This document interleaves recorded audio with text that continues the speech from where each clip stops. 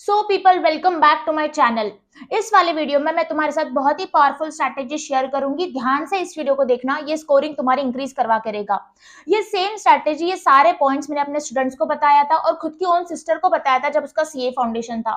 जो भी स्टूडेंट ने इसको सीरियसली फॉलो किया था ना, सारे पॉइंट्स को, उनकी बहुत अच्छी स्कोरिंग हुई है, उनका रिजल्ट पास आया है। और मेरी खुद की सिस्टर ने जिसने सीए फाउंडेशन दिया था, उसको 78 मार्क्स आए लॉ के पेपर में। 78 स्कोर किया उसने लॉ के पेपर में, ये सारी टिप्स को फॉलो करके। तो ध्यान से ना हर एक चीज को सुनना, ये आपकी स्कोरिंग इंक्रीज करवा के रहेंगे। लास्ट तक वीडियो को देखना। सबसे पहली बात तो जो सीए फाउंडेशन के जो स्टूडेंट रहते हैं ना, उनके दिमाग में एक मिसकंसेप्शन रहता है कि यार कॉन्ट्रैक्ट एक्ट बहुत इंपॉर्टेंट है, सोगा बहुत इंपॉर्टेंट है। I know they are important chapter, लेकिन तुम्हारे सिलेबस में सिर्फ 2 ही चैप्टर नहीं है। तुम कॉन्ट्रैक्ट कितना भी कर लो, सोगा कितना भी कर लो, इंस्टीट्यूट हमेशा, कोई भी पेपर को चेक कर लो, इंस्टीट्यूट हमेशा टफ लेवल के क्वेश्चन पूछती है, घुमा फिरा के क्वेश्चन पूछती है, ट्रिकी क्वेश्चन पूछती है। ये दो चैप्टर में से ट्रिकी क्वेश्चन आते हैं, घुमा फिरा के क्वेश्चन आते हैं, टफ लेवल के क्वेश्चन आते हैं। मतलब जो चैप्टर में तुमने इतना टाइम इन्वेस्ट किया, टाइम पे उसी चैप्टर में तुमको कंफ्यूजन हो रहा है, फिर तुम्हारी स्कोरिंग कैसे हो पाएगी, कैसे तुम लोग पास हो पाओगे। इसलिए बेटा तुमको ना स्मार्टली पढ़ाई करना है, इंस्टीट्यूट के हिसाब से पढ़ाई करना है, उनके माइंडसेट को समझना है। इंस्टीट्यूट हमेशा क्या करती है, कंपनी से, पार्टनरशिप से, निगोशिएबल से इजी लेवल के क्वेश्चन पूछती है। बहुत ज्यादा टफ लेवल के क्वेश्चन नहीं आते, मैं ऐसा नहीं बोल रही हमेशा इजी आते, लेकिन अगर तुमने ये चैप्टर पे बहुत अच्छा टाइम इन्वेस्ट किया ना, तुम आसानी से इसके क्वेश्चन कर सकते हो। ऐसे तो क्वेश्चन आते हैं। तुम क्या करते हो, तुम सिर्फ ये 2 चैप्टर पे फोकस करते हो। अरे कंपनीज भी करो अच्छे से, निगोशिएबल को टाइम दो। निगोशिएबल में हमेशा हर अटेम्प्ट में रिपीट होता है क्वेश्चन, डिसऑनर ऑफ चेक हर अल्टरनेट अटेम्प्ट में आता है। फिर भी स्टूडेंट क्या बोलते हैं कि मैम ये पॉइंट याद नहीं आया डिसऑनर ऑफ चेक में, तो ये पॉइंट रह गया मेरा। हर अल्टरनेट अटेम्प्ट में वो क्वेश्चन आता है, फिर भी तुम कैसे उसको नहीं करके जा रहे हो। तो निगोशिएबल इंस्ट्रूमेंट को भी इंपॉर्टेंस दो, 14 मार्क्स का वेटेज है उसको। यहाँ पे पार्टनरशिप यूनिट 2 बहुत इंपॉर्टेंट है, उसके आरटीपी एमटीपी 5 क्वेश्चन पेपर करके निकालो। देखना तुमको यूनिट 2 के सारे क्वेश्चन जम जाएंगे, कुछ भी टफ नहीं है उसमें।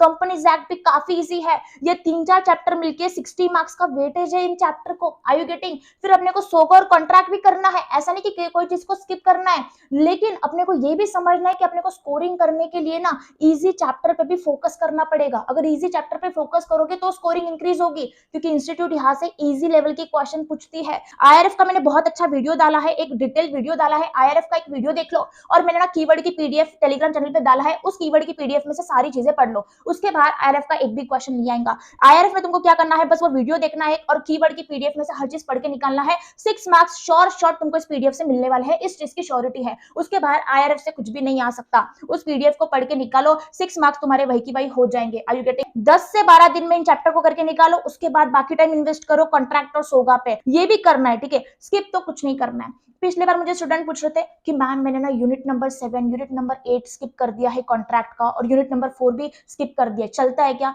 तुम ऐसा पूरा यूनिट स्किप नहीं कर सकते। अगर एक आधा टॉपिक टफ लग रहा है स्किप कर दो, ठीक है? एक आधा टॉपिक चलता है, 2 टॉपिक चलता है, पूरा यूनिट स्किप करके मत जाओ। अगर पूरा यूनिट स्किप करके जाओगे ना, तुमको कॉन्फिडेंस नहीं आने वाला है। पढ़ाई अपने को हर चीज की करनी है, अपने को हर एक यूनिट करके जाना है। हाँ, एक आधा टॉपिक बहुत टफ लग रहा है छोड़ दो, लेकिन पूरा यूनिट स्किप करके मत जाओ। इंपॉर्टेंट क्वेश्चन एटलीस्ट हर एक यूनिट के करके जाने हैं। पूरा यूनिट तुम स्किप कर ही नहीं सकते, ये गलती बिल्कुल भी मत करना। अभी तुम्हारे पास 60 डेज है, मेहनत करके निकालो, हर एक यूनिट को करके निकालो, ठीक है? I hope guys this is very much helpful to you और तुमको हर चीज की क्लैरिटी मिल चुकी है। अभी नेक्स्ट चीज समझना, अभी स्टूडेंट अगर फेल होते हैं सीए फाउंडेशन लॉ के पेपर में, दूसरा यहाँ पे रीजन क्या है, उनको लॉ ना टाइम पे याद नहीं आता। लॉ की पढ़ाई सबने किया है, सबने हर एक चैप्टर एक बार पढ़ के निकाला है, फिर भी एग्जाम में पॉइंट्स याद नहीं आते। तुमको डेली बेसिस पे लॉ पढ़ना पड़ेगा। मेरी सिस्टर जैसे ही मॉर्निंग में उठती थी, वो डेली 2 घंटे लॉ पढ़ती थी, वो डेली 2 घंटे लॉ पढ़ती थी, 2 क्वेश्चन की डेली राइटिंग प्रैक्टिस करती थी, जैसे मैंने उसको बताया था, इसलिए उसकी 78 स्कोरिंग आई है। तुमको डेली बेसिस पर लॉ पढ़ोगे ना, तुम्हारा कॉन्फिडेंस बूस्टअप होगा। क्यों पता है? कुछ स्टूडेंट क्या करते हैं, कंपनीज एक्ट पढ़ेंगे, साइड में बुक रख दिया। तुमने जैसे बुक साइड में रख दिया ना, 10 दिन बाद सेम चैप्टर ओपन करोगे ना, सब कुछ भूल जाओगे। अगर कोई सब्जेक्ट तुम डेली बेसिस पे करते हो ना, तुम्हारा माइंड उस पर कॉन्फिडेंस गेन करता है, और अपने को लॉ में वही चाहिए, अपने को रिटेन रखना है और कॉन्फिडेंस गेन करना है। इसलिए लॉ की पढ़ाई तो एटलीस्ट यार ऐसे करो, उसको डेली पढ़ के निकालो, साइड में मत रखो बुक, उसको डेली पढ़ के निकालो। देखो तुम्हारी कितनी अच्छी स्कोरिंग होती है। 1 महीना ट्राई करो, 1 महीना ट्राई करो, बाद में तुम खुद बोलोगे कि हाँ मैम हमारा कॉन्फिडेंस इतना बूस्टअप हुआ ना लॉ में, आपने जैसा बोला था हमने वैसे ही किया। हमने डेली 2 क्वेश्चन की राइटिंग प्रैक्टिस भी किया मैम, और हम डेली बेसिस पे लॉ पढ़ रहे हैं। देखो तुम्हारा कॉन्फिडेंस कितना बूस्टअप होता है। डेली बेसिस पे लॉ पढ़ के निकालो। आई एम टेलिंग यू, अगर ये चीज को फॉलो करोगे ना, तुमको पास होने से कोई नहीं रोक सकता, इस चीज की श्योरिटी है। डेली 2 क्वेश्चन की राइटिंग प्रैक्टिस करो, डेली लॉ को पढ़ो, एक भी दिन लॉ को स्किप मत करो। देखो तुम्हारा कॉन्फिडेंस कितना बूस्टअप होता है। और अभी तुम्हारे पास 60 डेज है, 60 days into 2 question is equal to 120 question. 120 question की तुम्हारी राइटिंग प्रैक्टिस होना चाहिए। तो एक अच्छी न्यू बुक बना लो और 120 क्वेश्चन की राइटिंग प्रैक्टिस करके निकालो, ठीक है। और बाकी के क्वेश्चन तुमको कैसे करना है, बाकी के क्वेश्चन के लिए तुमको फॉलो करना है एक्टिव रिकॉलिंग मेथड। तुमको पता है एक्टिव रिकॉलिंग मेथड मुझे मेरे फाउंडेशन पे नहीं पता था, मुझे मेरे इंटर लेवल में पता नहीं चला, मुझे मेरे फाइनल के लेवल पे पता चला कि हाँ एक्टिव रिकॉलिंग मेथड से ना चीजें याद रहती है। तो मुझे एकदम लास्ट लास्ट में पता चला, उसके रिजल्ट मुझे बाद में पता चले। तुमको फाउंडेशन लेवल पे पता चल रहा है कि एक्टिव रिकॉलिंग मेथड ना बेटा बहुत बहुत इंपॉर्टेंट है और ये ना तुमको बहुत बेनिफिट देती है। जितना तुमको राइटिंग से उतना बेनिफिट मिलता है ना, उतना ही तुमको एक्टिव रिकॉलिंग मेथड से मिलता है। तुमको करना क्या है, तुमको क्वेश्चन रीड करना है। जैसे ही तुमने क्वेश्चन रीड कर लिया, तुमको आंसर बिल्कुल भी नहीं पढ़ना है, तुमको माइंड में आंसर बनाना है पूरा प्रॉपरली। प्रोविजन क्या है, एनालिसिस क्या है, कंक्लूजन क्या है, फैक्ट्स क्या है, पूरा माइंड में आंसर बनाओ। ये तुम्हारा टाइम भी सेव करेगा और तुम्हारा आंसर पूरे अच्छे से प्रिपेयर भी हो जाएगा। फिर जो भी तुम्हारा आंसर है उसको और जो फाइनल आंसर है उसको मैच करो, देखो तुम्हारा सही आ रहा है कि नहीं आ रहा है। तो ये तुम्हारा टाइम भी सेव कर रहा है और जितना राइटिंग प्रैक्टिस है, जितना बेनिफिट मिलता है ना, तुमको ये मेथड से बेनिफिट मिलेगा। And this is scientifically proven method की एक्टिव रिकॉलिंग मेथड से तुमको चीजें बहुत टाइम तक याद रहती है। ये मेथड मुझे मेरे फाइनल्स में पता चली थी, तुमको फाउंडेशन लेवल पे पता चल रही है, इसका फायदा लो। And trust me guys, it helps, okay? So do follow this active recalling method for recalling all the question properly. Next is people, देखो मेमोरी टेक्निक। जो भी स्टूडेंट्स पास होते हैं ना एग्जाम में, फर्स्ट अटेम्प्ट में निकलते हैं, जिनकी बहुत अच्छी स्कोरिंग होती है, उनको पता है कि चीजें लास्ट तक ना ऐसे याद नहीं रहती, पॉइंट्स लास्ट तक ऐसे याद नहीं रहते। मेमोरी टेक्निक को फॉलो करना पड़ता है, मेमोरी ट्रिक को फॉलो करना पड़ता है।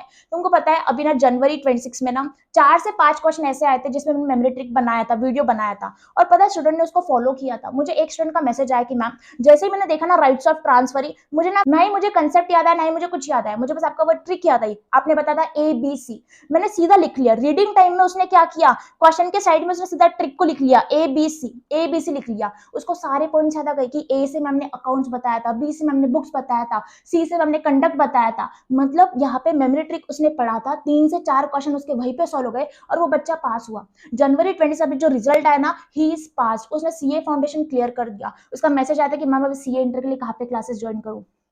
तो देखो बेटा, ऐसे पास होते बच्चे।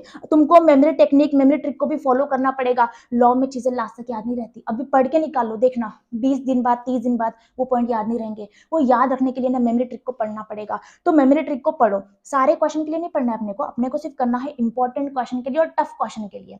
कोई इंपॉर्टेंट क्वेश्चन है और लर्न ही नहीं हो रहा तो तुम मेमोरी ट्रिक को फॉलो कर लो। सारे क्वेश्चन के लिए नहीं करना, सिर्फ इंपॉर्टेंट क्वेश्चन करना, टफ क्वेश्चन करना, तुमको लास्ट तक चीजें याद रहेगी, ठीक है। तो मेमोरी ट्रिक को फॉलो करना है, डेली 2 क्वेश्चन की राइटिंग प्रैक्टिस करना है, एक्टिव रिकॉलिंग मेथड से सारे क्वेश्चन करके निकालना है और अपने को निगोशिएबल इंस्ट्रूमेंट कंपनीज एक्ट पे भी फोकस करना है, ठीक है। नेक्स्ट इज, अभी देखो तुम लोगों के पास ना अराउंड 60 डेज है, ठीक है। अराउंड 60 डेज है एग्जामिनेशन के लिए। तुम कितने बार भी रिवीजन कर सकते हैं अपने हिसाब से। अभी स्टूडेंट का माइंडसेट अलग अलग रहता है, किसी को 2 रिवीजन चाहिए, किसी को 3 रिवीजन चाहिए, अपने हिसाब से रिवीजन करके निकालो। लेकिन जैसे ही तुम्हारी एक डिटेल वाली रिवीजन हो जाएगी, एक डिटेल वाली रीडिंग हो जाएगी, 30 डेज लग सकते हैं कोई स्टूडेंट को, कोई स्टूडेंट को 35 डेज लगेंगे। जैसे ही तुम्हारी एक फर्स्ट वाली डिटेल रीडिंग हो जाएंगी ना, तुमको एक टेस्ट पेपर सॉल्व करके निकालना है।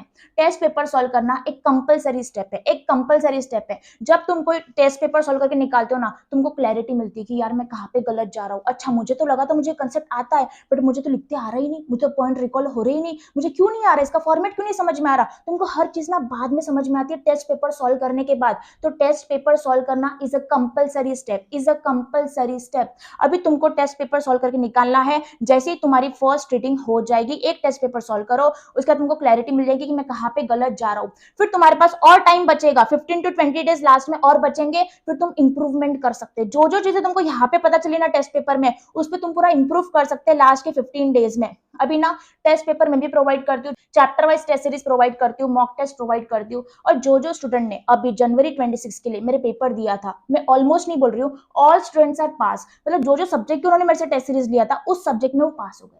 जो सब्जेक्ट उन्होंने मेरे से टेस्ट सीरीज लिया था उस सब्जेक्ट में वो पास हो गए। क्यों? क्योंकि उनके ऊपर एक प्रेशर था। टेस्ट सीरीज मैंने मैम से लिया है तो उन्होंने पढ़ाई करके निकाला था, उन्होंने सीरियसली पढ़ाई किया था। मैंने फिर उनका पेपर चेक किया था, उसके बाद मैंने गाइडेंस दिया था, उन्होंने गाइडेंस को फॉलो किया था। मैं ऑलमोस्ट बात नहीं कर रही हूँ, मैं ऑल बात कर रही हूँ। जो भी स्टूडेंट ने मेरे से टेस्ट सीरीज लिया था पर्टिकुलर सब्जेक्ट की, पर्टिकुलर चैप्टर की, उनका वो पर्टिकुलर सब्जेक्ट निकला है, वो पास है उस सब्जेक्ट में। तो टेस्ट सीरीज का ये फायदा रहता है। लेकिन टेस्ट सीरीज ना टाइम पे मत देना, फिर टाइम पे अगर दोगे तो उसका कुछ बेनिफिट नहीं रहेगा, तुमको पहले देना पड़ेगा। एटलीस्ट तुमको 20 दिन पहले टेस्ट सीरीज देना चाहिए, एग्जाम के 20 डेज पहले तुमको टेस्ट सीरीज देना चाहिए। मैं चैप्टर वाइज टेस्ट सीरीज भी प्रोवाइड करती हूँ और फुल मॉक भी प्रोवाइड करती हूँ। इसका एक डिटेल वीडियो मैं कल लेके आने वाली हूँ कि चैप्टर वाइज में कितनी टेस्ट रहेगी, हर चीज डिटेल में कल बताऊंगी। तो कल का वीडियो ध्यान से देखना, वो भी तुम्हारे लिए बहुत बेनिफिशियल रहेगा।